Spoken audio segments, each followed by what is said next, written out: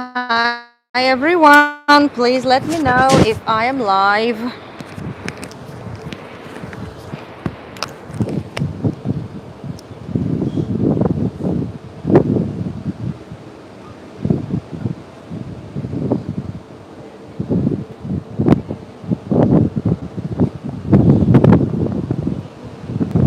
Please let me know how the sound is, how the video is.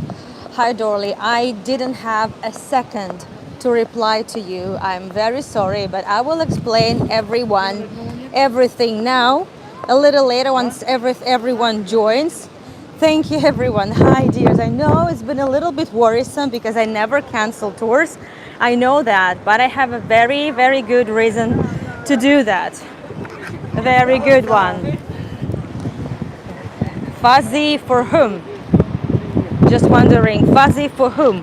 What is exactly fuzzy? Give me a second. I just realized that I hadn't canceled the, disabled the Wi-Fi, so I must have caught somebody else's Wi-Fi and then lost it. The screen was a bit fuzzy for the beginning. Okay, sounds a bit windy. Yes, sure, it is windy because we are by the sea. And nothing of this is what I planned, to be honest. But I will do everything to actually deliver what I have planned. Okay, let me see. Is this better with this sound on? If I keep my microphone closer to my mouth. Wow, look at that. This one definitely deserves a screenshot. Background noise. No, it's wind. It's not a background noise, it's wind, dear. I will try to somehow isolate it. The sea is gorgeous and Jaffa is gorgeous, and I wasn't supposed to be here at all, but I am here today. And it's gigantic actually. It shouldn't be of this size, but nevertheless.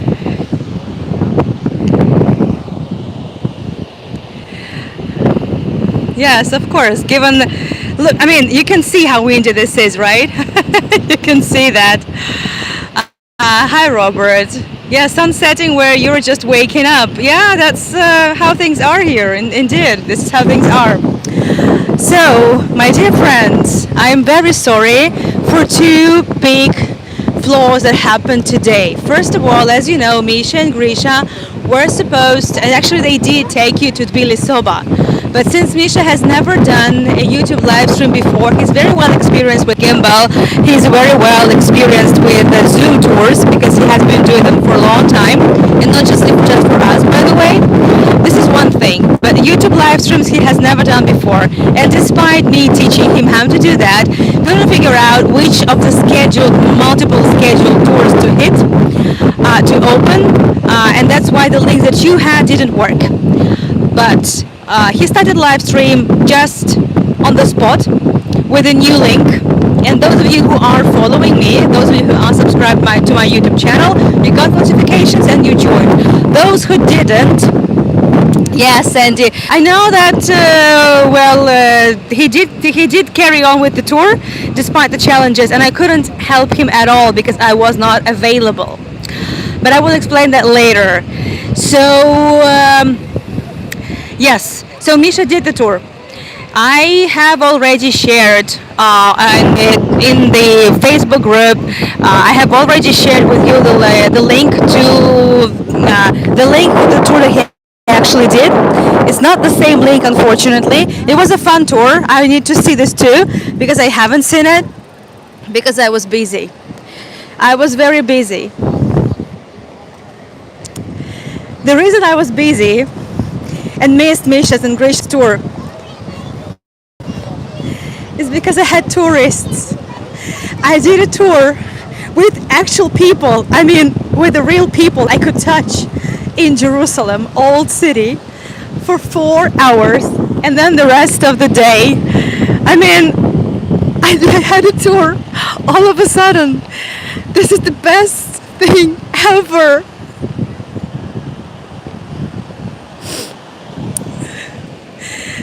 I actually used my license. This one.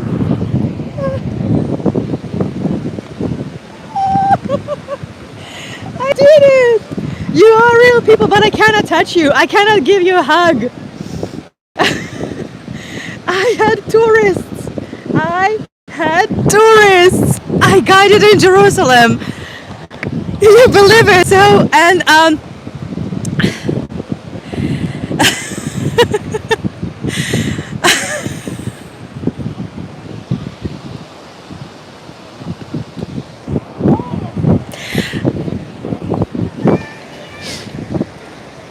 I didn't want to jinx it. That's why I didn't say anything, because you never know.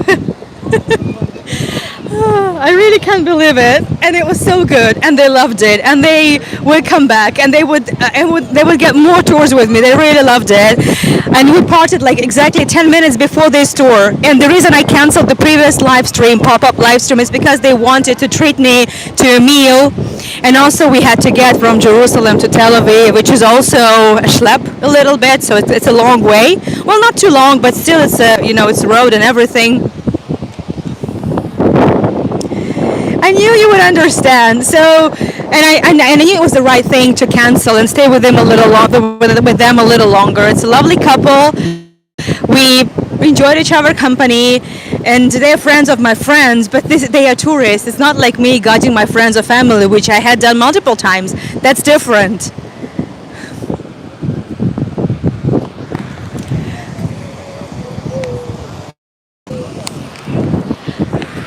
I think I will be crying till the morning, just the tears of joy and gratitude. And I really wanted to share it with you, so that's why I only canceled one tour. And I wanted to tell this to you, and I think it's just an amazing place to talk about it, because I am here by the Mediterranean. Some of my very first tours started by Mediterranean. I mean, my first tours in Israel, right? And here I am.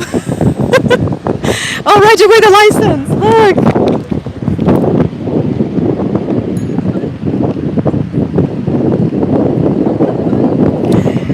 Excited, of course.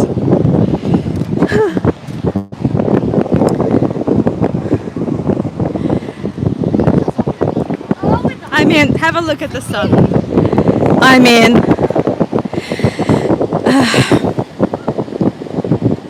wow. It's a wow. It's a wow thing. I felt so happy. I felt I so belonged to the place. Oh my goodness. I'm crying myself. I can't believe it. I can't believe it. This has happened to me. And we went to the Holy Sepulchre, and we walked down all the quarters. We went to the Western Wall. We did all that. We bought some crosses. We lit the candles. We went. I mean, it was just incredible. They said it was absolutely. It was a very good tour. They said they loved it immensely. They knew nothing, and now they have the idea of what Jerusalem is, what Israel is. All these intricate and complex things about Israel and the conflict Israel is in at the moment and has been for the past 100 years. Everything became so you can't really understand everything, but way more clear. This is just absolutely amazing, and I really wanted to share this with you. I'm still coming up. I can't believe it. I'm so sorry. It's been already 9 minutes off the tour, and I can't stop talking about it. I don't think I will be able to actually sleep tonight. I'm leaving on the 25th. Okay, so let's get down to the live stream as I actually planned it. Let me tell you what I actually planned. But I still can't get enough of the sun. Just a little bit more of the sun and the seaside. And yes, by the way, oh, thank you everyone. You're so sweet. I mean, you've been with me through thick and thin. Many of you have been with me ever since St. Petersburg. So you went through Aliyah with me. You went through my very first live streams with me. All that.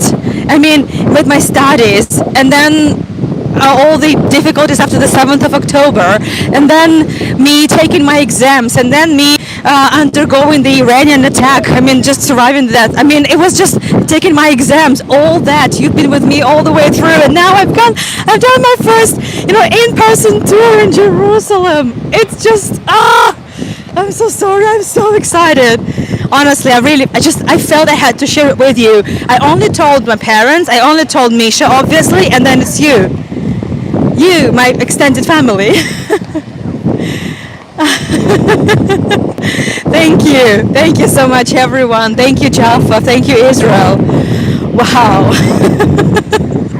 Wow. So, let me just calm down a little bit. Thank you, everyone. So, and I didn't share it with you before because I didn't want to jinx it, because in the situation like we are in now, you can't predict anything, you can't plan anything, and nothing is a guarantee. And I was so lucky. I could have expected that. I've been working very hard. This is true. I've been busy doing streams, B2B streams. Ooh. Let me see the chat. Sorry, what was the question? How did they get to you? So they are my friends, but it's not just, it's a recommendation basically, and they loved it. No. I only canceled because they wanted to stay a little longer with me, and they wanted to treat me to dinner, and also trip to Tel Aviv where they're staying has taken quite some time, and all that, and I felt it was right to cancel. I hardly ever cancel, and only if I cancel it's because it's important. I wouldn't cancel it even if it's dangerous. I mean, come on. We did a live stream on Tuesday in Jerusalem. I did 2 live streams, one of them in YMCA King David Hotel. It was great. It was fun. And then the last tour was in the Jewish quarter and by the Kotel, by the Western Wall, and we had sirens. And I didn't cancel. I didn't turn off the live stream. If you missed that tour, you need to see this, because you can see what it's actually like to have sirens and rockets launched just, to the direction of the Temple Mount. That's just absolutely incredible. And how the Israeli school kids went to the protected place and started singing a song, "We're Not Afraid." You need to see this. If you go to my website, anayagai.com, you will find a link to watch this tour. It's called Sirens by the Western Wall or something like that. That's the name of the tour. So, yeah, it's all there. So even if it's dangerous, I'd not necessarily have to cancel. And yes, by the way, yesterday with my friend Lyubov Kleiman, who is an amazing Spanish-speaking licensed tour guide, both to St. Petersburg and now to Israel too. And I'm so happy to be friends with her. That was the first time I went to the beach. I've been to the beach for the first time in this almost 6 weeks. But it wasn't here. We went to an amazing place, and I shared some photos already. So I was happy. I was just absolute bliss, and a bit of a rest I needed before this big thing that I pulled off today. But let me share with you what I was actually planning to do on these 2 pop-up live streams. But I eventually will be doing one, but most probably a longer one, because I still want to be able to share with you the one more story, the one more tour that I really feel I need to share. So, and I think I need to somehow attach my microphone so it will be more convenient for me. Let me just see how I do that. Very soon I'm going to leave the beach. We're just going to enjoy the sun for a little longer, and then we're going deeper into the quarter. So it's going to be just great. As of now, we can enjoy a little bit more of the sun. So the place we started the tour, it was another observation deck, which I showed you on several of my tours before. That was Ruslan Street, one of the shortest streets in Tel Aviv, I'm pretty sure. I don't know exactly if there is a shorter street, to be honest, but I think it's the shortest one. Please give me a second, I need to have some water because I'm so excited. And tired a little bit too. Just give me a minute.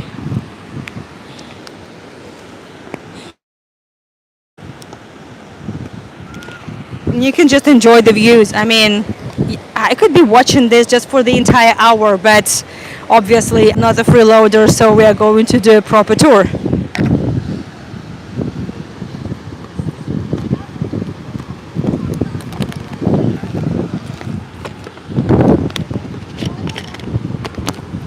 My water.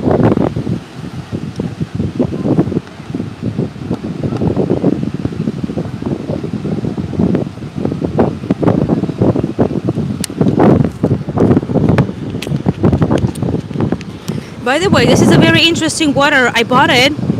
Actually, I was given it in Jerusalem Old City, and I want you to see this. It says it's from Palestinian springs. So this is the water that is produced and exported, well, somewhere from the territory of Palestine, and you can buy these products in East Jerusalem, in the Old City of Jerusalem, and this is a no big deal. So if anyone is saying that, again, there is some sort of apathy or something like that in Israel, that's not really the case. It's not exactly what the press tells you. Just saying. So I'm drinking Palestinian water, and what? So what? Right? But we need to know what's going on, right? But it's not a political tour, but this is a tour about a bit of a different project, different thing. Where did you say you notified us about Misha's tour? On Facebook. Check out my post.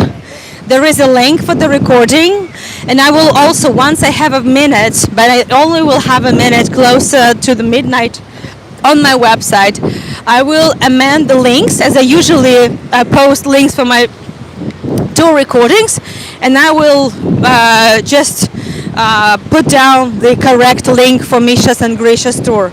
So this is the only thing I can do, unfortunately, and we will make sure that tomorrow he joins with the correct link. But I should say that Misha has done a great job because he didn't. The rest is just a technicality. Okay, so just one more glimpse at the sun. Beautiful sun. Lovely dogs having fun. Look, dogs are really living their best life. Everyone is enjoying themselves. Amazing. There are so many dogs here. I told you, Israelis love dogs. The bigger, the furrier, the better.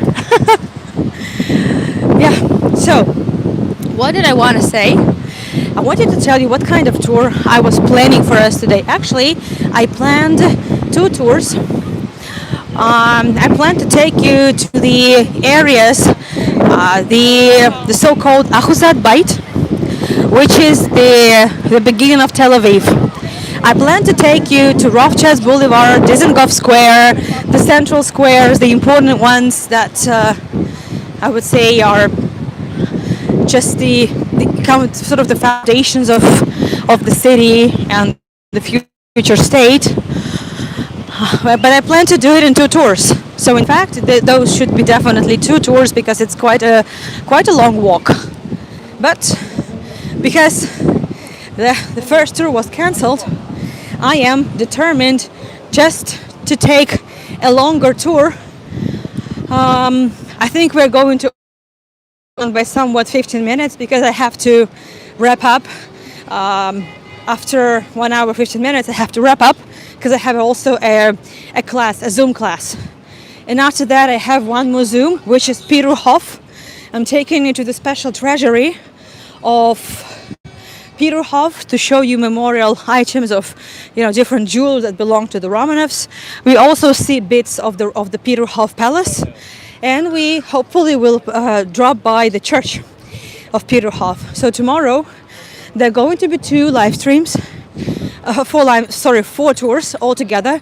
One live stream from Billy Soba with Misha and Grisha, hopefully with the right link. Then Okay, give me a second. I just want to cross the street here.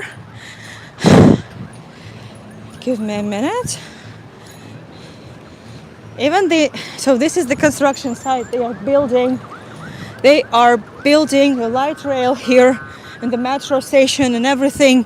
So this construction is going to take place. It's going to be here for a long time, but it's something that will definitely make a difference to the city. So it's kind of a landscape for a while. Okay, I think it's going to be less noisy, and I need to just adjust my microphone. So we have seen this area before.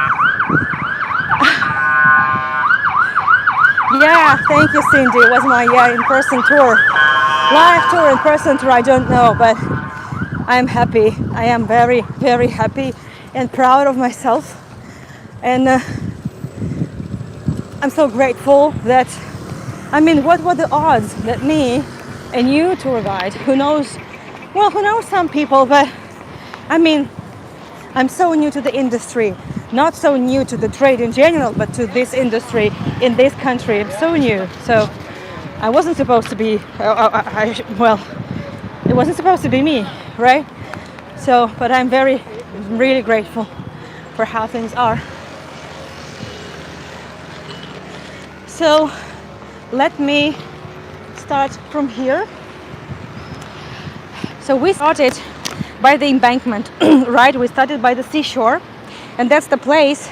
So we all know Jaffa very well by now. I'm not going to be repeating myself on multiple tours, because most of you at least already know what Jaffa is. And if you don't, I have a bunch of tour recordings of tours that I have done over the past month. Many of them are Jerusalem, Tel Aviv tours, some Jerusalem tours, but with regards to Tel Aviv, we covered Jaffa in detail. We covered other areas in detail. But there is something that is missing still, not I would say the end of the story, so to speak. So we need to, it's not even the end, right? It's more of just the end of one chapter, so to speak. And I feel like there's a little bit of,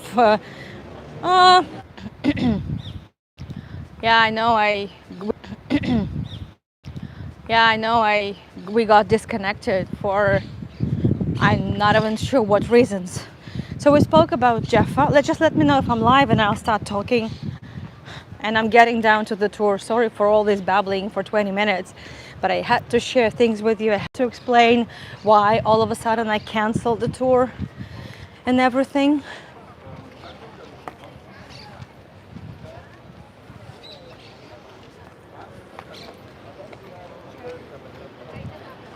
So I'll just wait for a signal from you that I'm live and I can get down. Very good. Thank you, Sarah. Thank you, everyone. So I can go. I guess the gimbal thought it was barking for it. Yeah, very true. So we have been by the port. So the Jaffa port, that is as old as the land of Israel, I would say. So this is the port where as I already said, the cedar wood, right, for the Temple of Solomon was delivered. We spoke about it. So the port is over there where the sea is, old port, and that would be the port throughout all these thousands of years, right? And it would be the port where the settlers in the 19th century would be also coming, settlers and pilgrims, Christian pilgrims, Jewish settlers, Zionists, right? Which is a very, very bad word now. But actually, it's just people who want to go back to their ancestral homeland. That's what it is. And it's not the same as colonizers also. And definitely not white colonizers. But again, I know what I'm saying is a very, very bad hot potato words.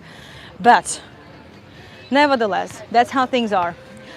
And after that, so when they would become, as they came to the port, they would be coming not to see Jaffa. Okay, Jaffa is gorgeous, but it was not about Jaffa.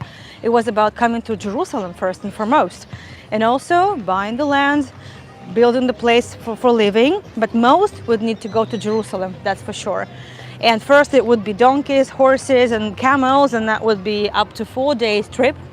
In 1892, the railroad opened, and we are, as you know, sorry, I have to repeat myself a little bit, but that's because I finished with my tourist exactly where I started the live stream. I just didn't have time to go to anywhere else. So this is a very pop-up live stream. I'm so happy that I didn't promise you anything otherwise, so because it would be a totally disappointment for you. I totally understand. So I'm happy how things are, and I hope you are okay with that, because I like coming here. The Tahana, the first train station, is lovely. It's now just a nice recreational area. Not exactly an art cluster yet, but things might change. There are always some nice cafes. This place works on Shabbat.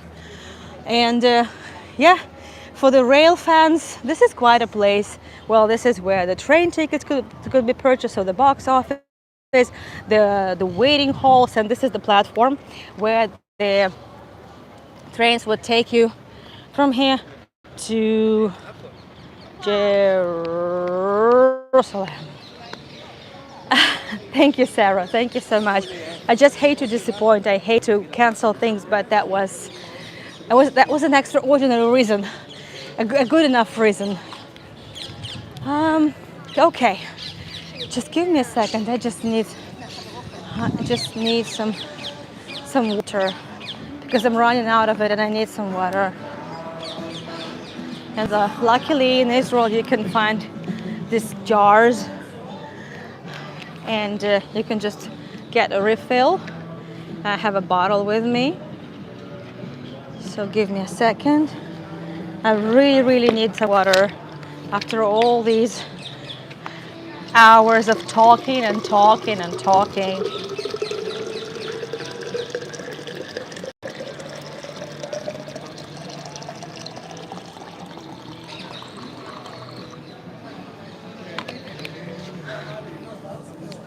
What a day. What a day.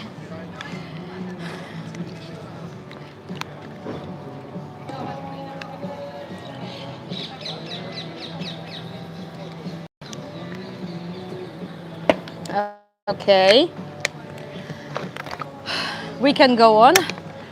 Thank you so much for bearing with me, but that was important. So, so eventually, from here with the train, it would be up to 4 hours. Now, well, as you see, there are no trains here. So this is the old train station. It's not used as a train station anymore. And now it takes 35 minutes to get to Jerusalem from Tel Aviv. Easy peasy, absolutely. But it wasn't like that back in the days. That's one thing. So this is the way for pilgrims. But also we know that, for example, on the territory of the Tahana, of this train station, there used to be a facility built by the German family. Oh yeah, drinking on the job, exactly. I'm drinking on the job. and I want even more, so I'm gonna be drinking more. I don't know why, maybe that's just the stress. It wasn't scary to do the tour. I was excited, absolutely excited. I was scared not of a tour, but that it could be canceled at any time, at any point, because nothing is guaranteed. That was what I was scared of.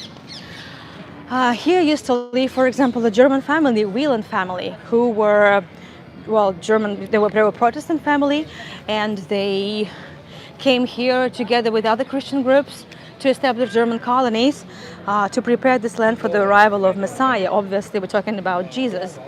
But what is important here is that they produced a lot of construction material.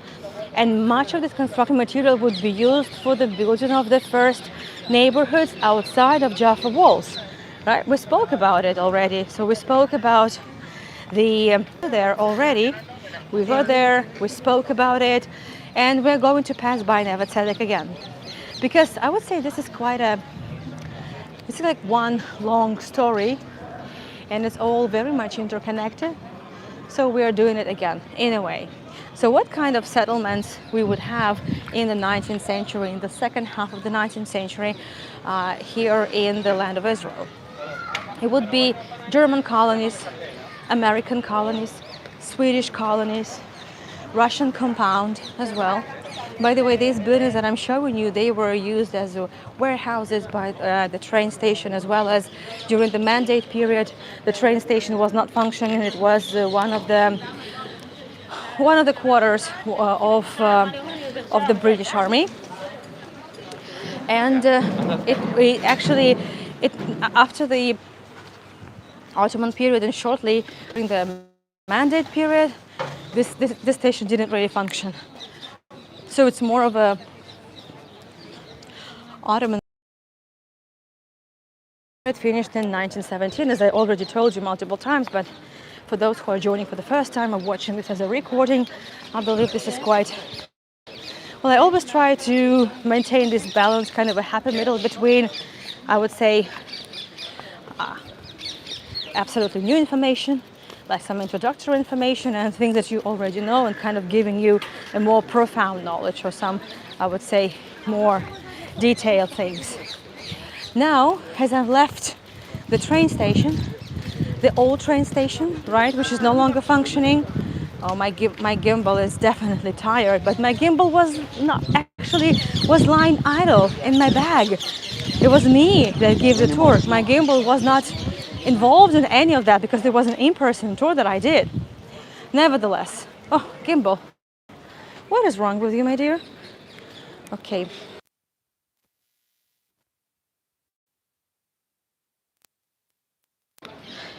Let's try the other way. Maybe, just maybe, it works better this way. I'm not sure. And the amazing thing is, now that I'm passing by the old train station, I'm looking at the brand new train station, the light train station. Remember what I told you? The furrier, the bigger, the better. So that's exactly, look, this is just absolutely gorgeous, gorgeous dogs. And they look way better than I do. I don't know how they can look this beautiful. I mean, in such a heat, such beautiful fur, so fluffy, not sweaty, not smelly. I mean, you should have smelled me. I smell horrible, absolutely horrible. But I don't know how they do that. Absolutely adorable. So this is the Elefele train station, light rail. This train definitely helps the city. It's a huge relief.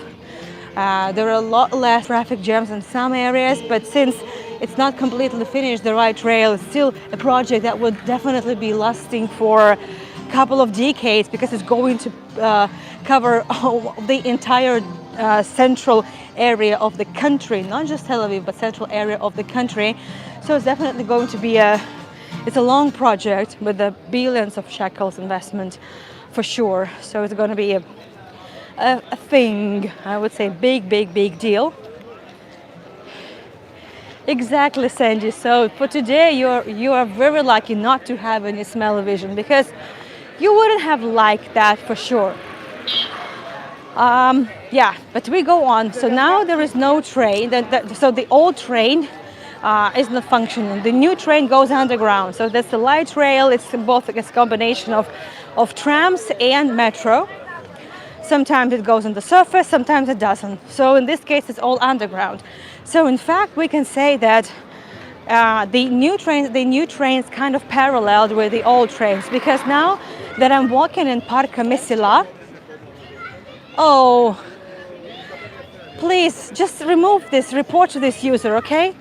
Because this user is saying absolute bullshit. I'm sorry, but it's definitely this, because exactly in this period, in the 19th century, the land, please report this user, okay? Let's block him, because we don't need that. But I go on, and I'm not going to be paying attention to this idiot anymore. The land was purchased. The Ottoman Empire officially allowed the purchase of the lands for Christian, Jewish communities, built monasteries, built synagogues, and established neighborhoods. And exactly now we are going to go past the tracks over here. So this is the old rails.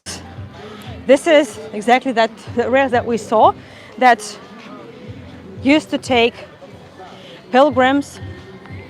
Hold on a second. that used to take the pilgrims. Oh, gimbal, what's wrong with you, my dear?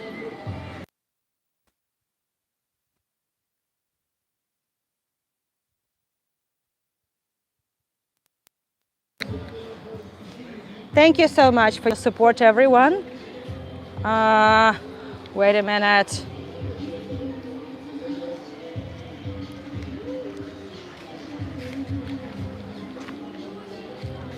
Oh, okay. Maybe this will work. No. Sorry, dears. I need to do something about it. Okay, maybe this will help. Sorry for the shaking up. I hope I haven't made you dizzy. Okay. Okay. You are now reported. And you are gone now. You are gone. Goodbye, dear. Goodbye. Okay, so I don't care exactly what they say. Absolutely. So we know for sure there are documents that all those were legal purchases. All the other lands that Israel gained over the course of the 20th century, it was gained as a result of onslaughts and wars that were started. That's a whole deep topic. We can talk a lot about it. And it's never easy. Yeah, wars are wars, unfortunately. And yes, Israel wasn't always right. And what's going nowadays is also not fun at all. But I'm not covering that. I'm talking about the beginnings. I'm talking about history. I'm enjoying the architecture and the vibe. And again, violence always causes violence. Okay?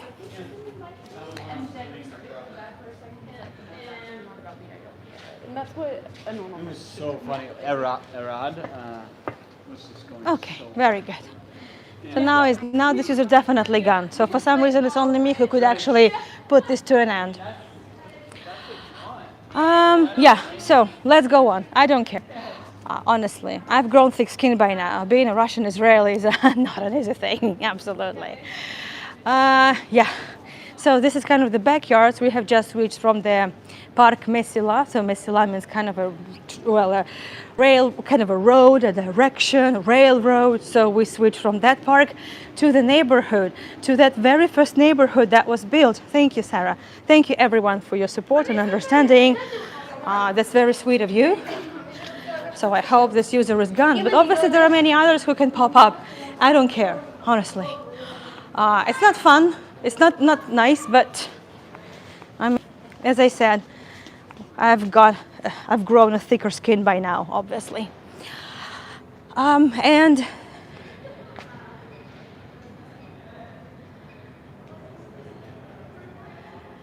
yeah, okay, yeah, I agree. It has nothing to do with that, but that's okay. So, whatever. We are in the part of the neighborhood that was established. It was one of the first neighborhoods that was established on the purchased land by the Jewish community. Along the same time, there were a bunch of Christian communities, different denominations being built in Jerusalem and across the land. Even before that, there would be German colonies, Swedish colonies, American colonies established.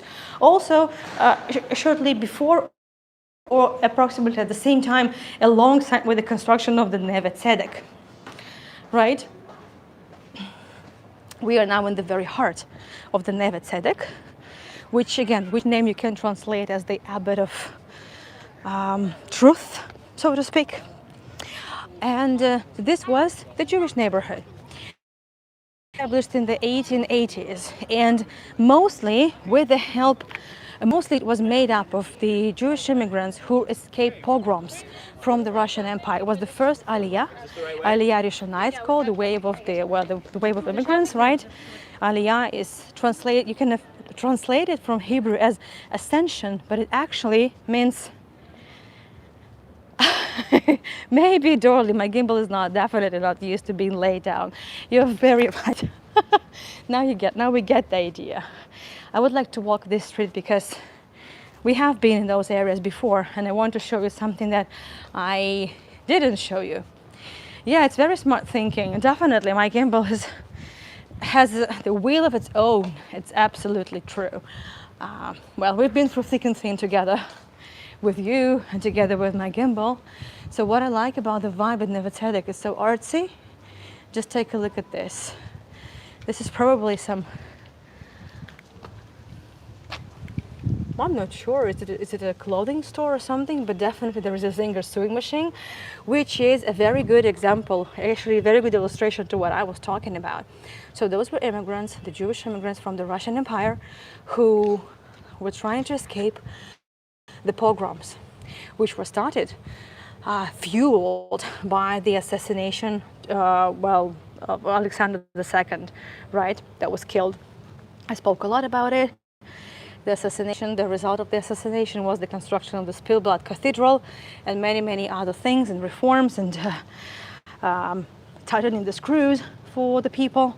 So, and a lot of these immigrants, they would bring with themselves, by the way, Zinger sewing machines, because these people, unlike many other Jews that will be coming, let's say after the revolution, these people, these immigrants from this wave of immigration, they could have with them, they could bring with them their belongings, such as sewing machines that would be definitely a savior in the new land. There were no beautiful, design store shops like we have now in Neve Tzedek. It was just the sand dunes. It was just sand dunes. And that's important to understand. So these people came, they came with their vision, they came with their background, with their education, and they started building this neighborhood, Neve Tzedek. And you can see that these people, they came sort of with a kind of European taste, because architecture here is quite European, right? But it's it still has this little bit of the Oriental vibe, a little bit of the Middle Eastern twist, and that's okay, because obviously they were all, it was just kind of interference of the two very different mindsets, very different architecture, very different lifestyles and everything. And this is totally okay. This is totally okay. And you can see that, so Neve Tzedek is kind of the transition point between the old and the new. And you can see, so this house, well, this is the restored one. This is a lucky one. There are still some houses that haven't been restored. It definitely shows it. So on the one hand, it does look like something very European, but it has a lot of Middle Eastern features, such as this small arched windows. This is one of those items, but this one looks more European than some other ones. But you get the idea, the transition point.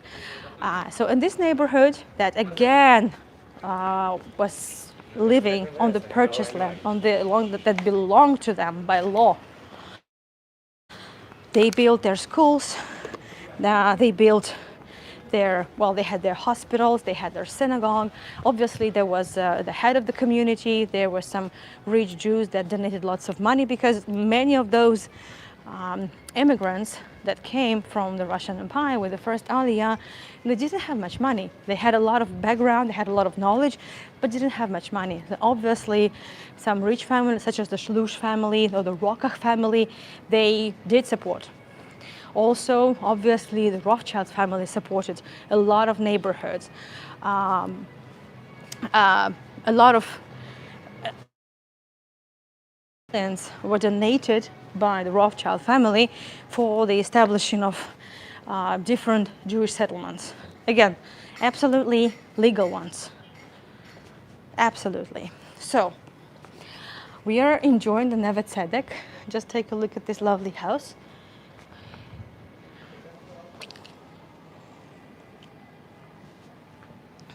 So on the one hand, you do get very European shutters and doors, yet a little bit of the Ottoman twist over here. A lot of the construction materials that were, much of the construction materials that were used for building of these houses were purchased from the Wieland family. And the Wieland family, the ones who had their workshop and factory by the Tachana, by the train station, they supplied their construction material all the way to Jerusalem, because there was a train station, and it was very convenient because they didn't need any intermediaries to deliver their produce to the station because they were already on the station.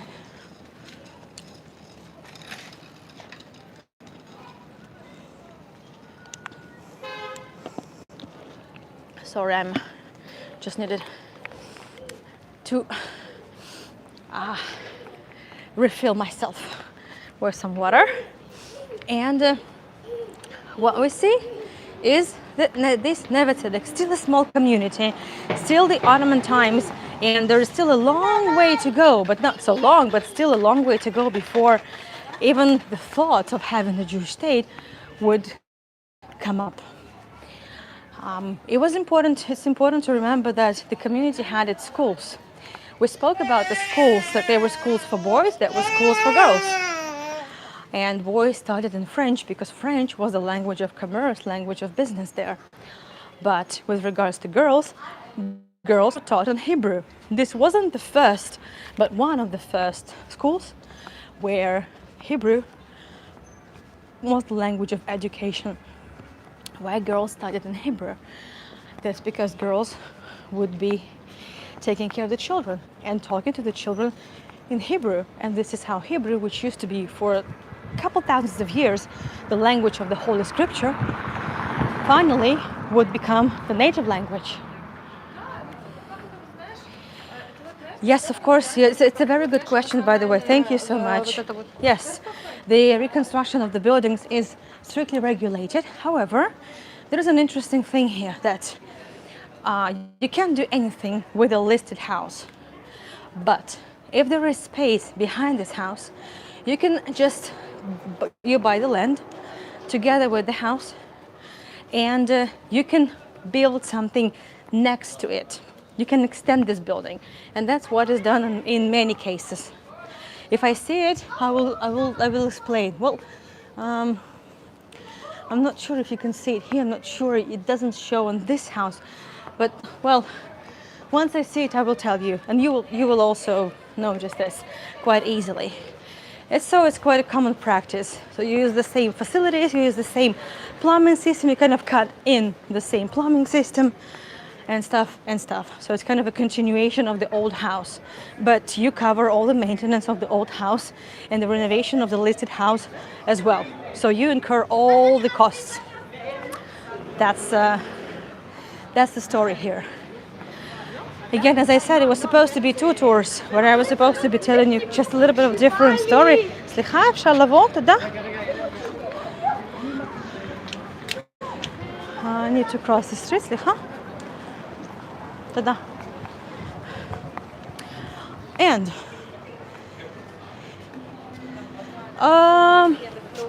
that's a good question. Actually, I've never been to any of these houses, but yes, everywhere in Israel you should have safe rooms. This is a very, very sad truth about how things are in Israel. You should have not exactly safe rooms. In some buildings you just can't have the safe rooms, but sometimes it could be the basement, or it just could be protected spaces built in the streets, well, like small shelters, like small boxes. Well, so there are protected spaces, but not in every house you will have it. There is a program called Tama. I hope I pronounced it right, Dolly, because I know stress is important. I mean the word stress. And this is the program of renovation of old houses. In Tel Aviv and just across the country. Old buildings get elevators, they get some protected spaces and stuff. It's a long process, a very expensive one, and people who live in these houses, they have to leave temporarily elsewhere and wait 1 year, 2 years. You never know. And also you never know when they actually get down to your house. So they say, okay, your house is the next one for Tamar, and you wait and wait and wait, and it can begin at any moment, and you just have to wait. That's basically it. And you can't do anything about it. You can't say, no, I don't want. They're not going to ask you. That's it. Otherwise, you would have never even started knowing that it's just, you have like 2 Jews, 5 opinions. So no, it's not going to work this way, not voluntarily. So Tama. What? Penultimate Okay, let's go on. So we spoke about the Neve Tzedek, right? So we're talking about Neve Tzedek, we're talking about their neighborhood, but this is a small neighborhood, closed neighborhood. They're not really thinking about,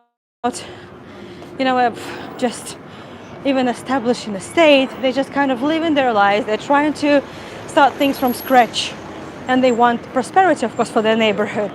But pogroms keep going on, and plus the situation in the Russian Empire is not going better. It's actually getting worse, especially with regards to Jews.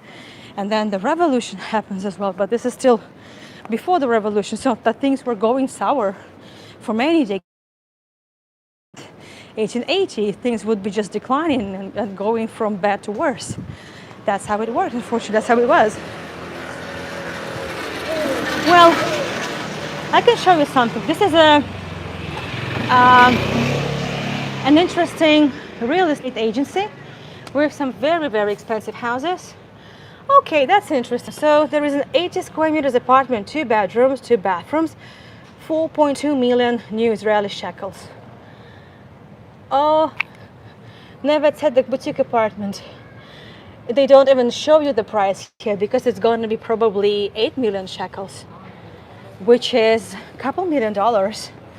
Oh, look at this one. This is a Neve Tzedek duplex penthouse, 15.5 million shekels. Wow, okay. Yeah, just imagine. But I promised to show you what the renovation program would look like for a listed house. Yeah, very deep pocket. So imagine you have this, 3-floor house, and then if you want to extend it, if you want to build something, you can build an extension here, and you can also build a floor on the roof, provided that you definitely do all the preliminary works with the house itself, so it doesn't really break the roof and things collapse just all the way through all the floors. Yeah, so you could do that, but you need to preserve the house, the listed house as it is, and restore it. Yeah, wow, that was quite a tour of the real estate agency. Okay, so no wonder Tel Aviv is was at least one of the most expensive cities in the world, and it's not gonna get cheaper, definitely. But that's the price you pay for many things as well.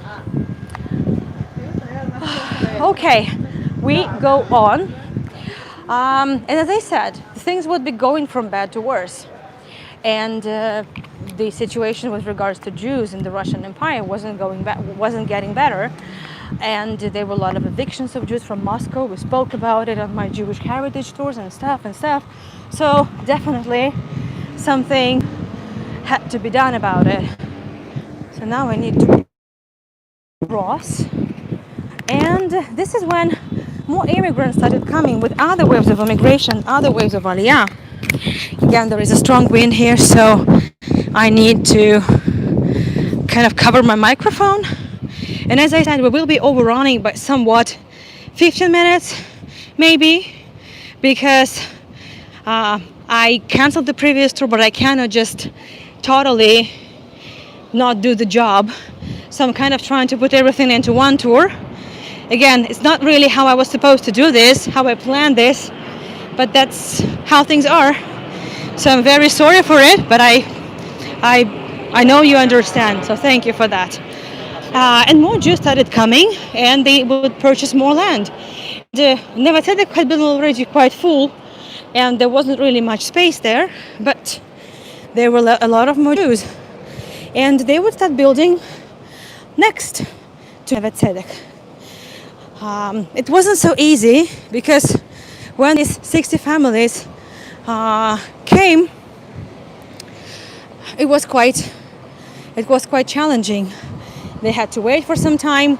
The Ottomans, they weren't so quick, but nevertheless they came, and they started building,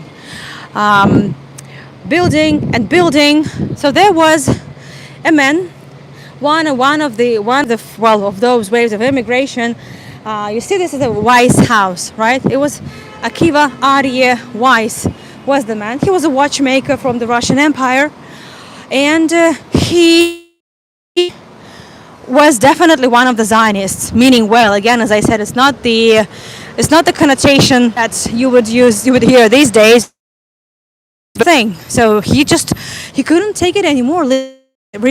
Absolutely oppressed, being restricted in the jobs and just life. So they were looking for better life, and they would come here to their ancestral homeland. That was it. You wouldn't be moving and changing your life completely if where you are. Like, I can tell you, you wouldn't do that, honestly. You have to have a very good reason. You have to have really hard time where you are in order to move, especially in the adult age. So these people were not really happy in their homeland, and they needed to go somewhere else. But where else would the Jews go? Well, here. Or America. But, and many did go to America. But also some came here, those who were truly hoping for the establishment of the Jewish state, finally. And so this was the house that Akiva Ariwais bought for himself. A second. And then many of those Jews were inspired by and were outraged by many stories of absolute, how shall I put it?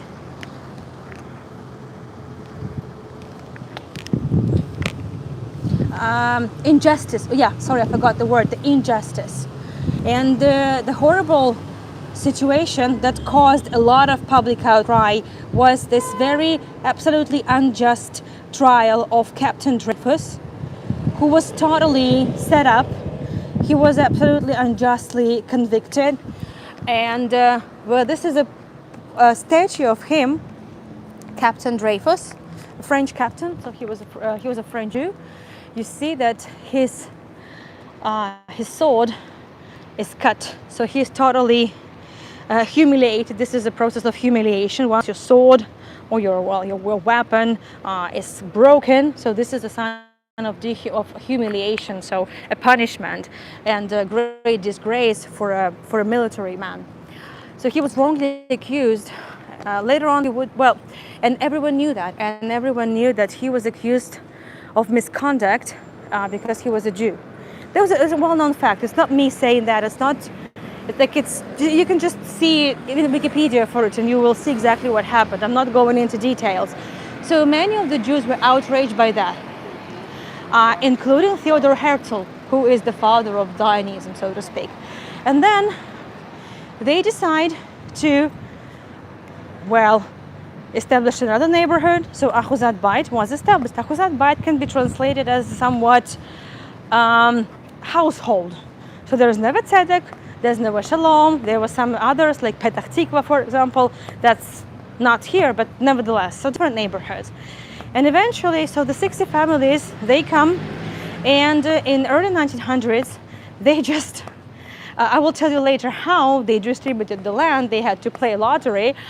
Nevertheless, they come, they split the land among themselves, and they start building, and they start developing of what basically the sand dunes, and eventually it would lead to that. I mean, they didn't build these skyscrapers in 1909, but they established this community called Ahuzat Bait, and in 1909, so this is considered to be the birth year of Tel Aviv. While there is still light, I'm not sure how much you will be able to see, but I think it's quite important, and you can see at least a little bit of it. So this is the fountain.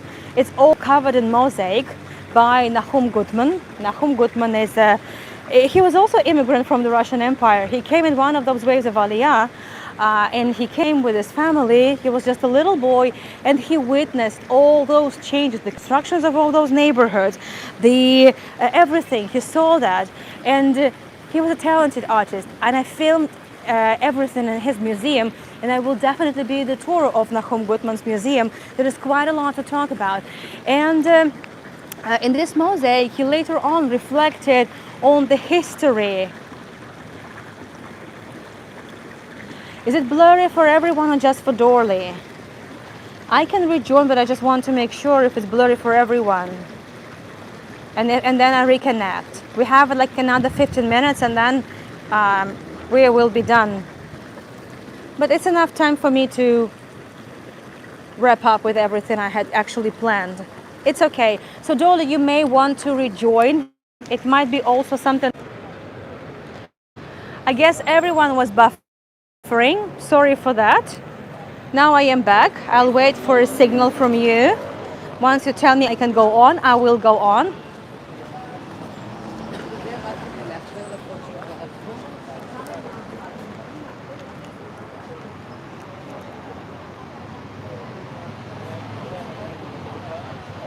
Okay, so Marilyn says it's okay now. I rejoined. Thank you so much. Sorry, so at some point you actually lost me indeed. So I'll repeat the last thing I was saying.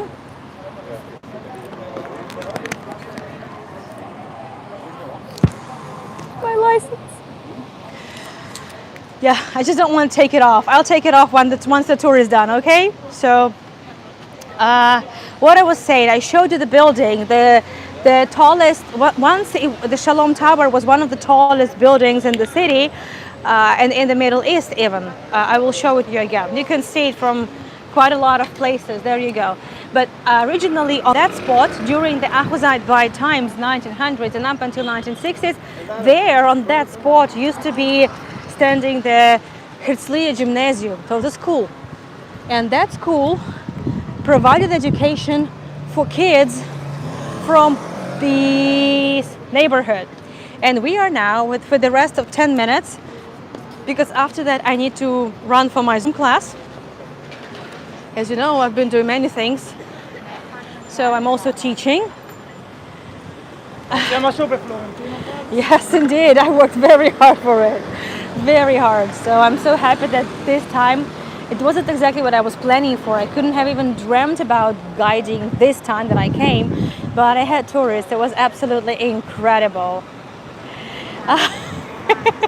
Maybe Dolly, I want to kiss it, I want to hug it, I want to dance with it. I've done all that already with it because it's probably one of the most expensive pieces of plastic I've ever owned in my life. So now we need to cross basically, and we are going to walk a little bit down the Rothschild Boulevard. Well, I mentioned already that the Rothschild family donated gazillions of millions of monies that helped build the different Jewish communities across the land. And so the main avenue would be named after Rothschild family.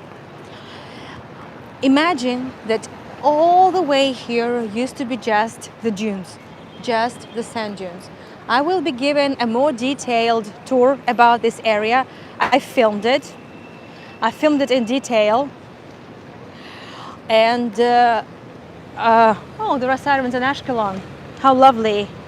You see, I got all the notifications. I never switched off anything. So you can't really escape the war if you keep on getting all notifications, right? And it was just the sand dunes. This building, it's called the first kiosk because amidst the sand dunes, there would be this kiosk that provided a little some drinks and refreshments. Yes, it's very hard to believe that all of it was the sand dunes, given that now we have this jungle of the skyscrapers. So, and this happened within less than 100 years, which is very hard to believe, but that's exactly what happened. So the buildings we see here, I will show you just one. It's lovely illuminated, and there's a few things that I will be talking about, and then I have to wrap this up because, as I said, I need to teach, and then I need to rush home for another tour for Peterhof.